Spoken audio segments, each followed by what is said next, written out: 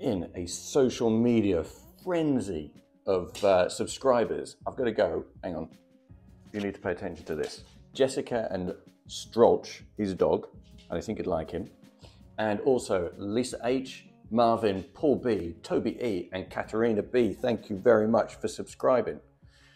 Okay, this is a bit different this week. Larverbread. We put out a poll on who should, you like this, Rose, on who we should dedicate this Larverbread recipe to. And the poll is in.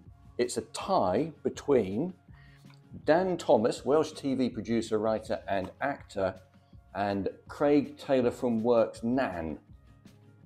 So I'm going to go with Dan's Larverbread recipe. Okay, what is Larverbread? I'm glad you asked.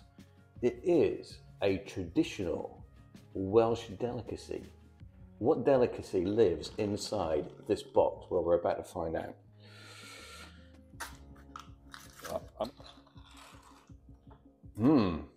Delicious, hey? It's looking good, right? It's black. One of the most appetizing colors around, I guess. One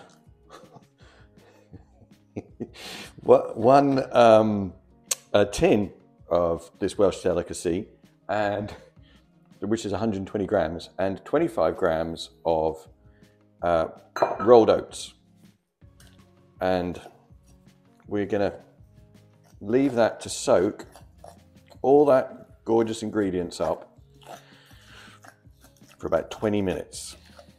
Basically, what I'm going to do with those 20 minutes is just look forward to eating the Larverbread. Okay, I've got a nice piece of granary bread that I'm going to chop up and then toast up in a minute. And then I'm going to slice up a leek and we're going to fry that in some butter. I'm going to cut it up to slices about 2 or 3 millimeters thick.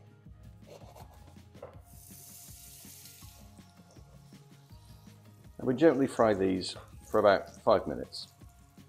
And I have a jar of cockles, so I'm just going to drain these away. There's about 90 grams in there. And then we're going to fry these with the onions. And we get a little bit of heat through the cockles. Okay, just going to put these to one side, and we're going to fry up some streaky bacon. And if you haven't got streaky bacon, any fatty bacon will do.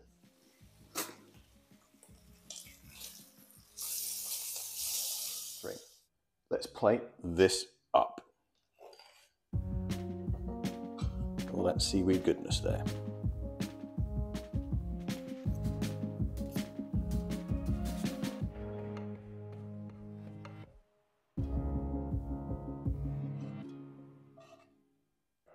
And there I give you Dan's Larverbread on toast with cockles and some bacon. A delish meal. Well, let's find out. So we do get criticised by one of the viewers called Dom for not doing any of the money shots and eating the food in these videos. So, but I thought for this one, because I only made it for myself in case it didn't taste very good, I'll do the money shot. Here goes.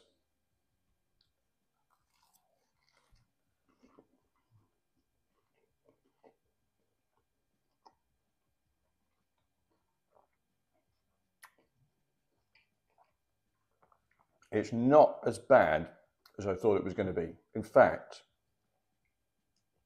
I'm going to say it's okay. Dan's Larverbread. It's a winner for some people, but I do have 3 spare tins available if anyone wants them.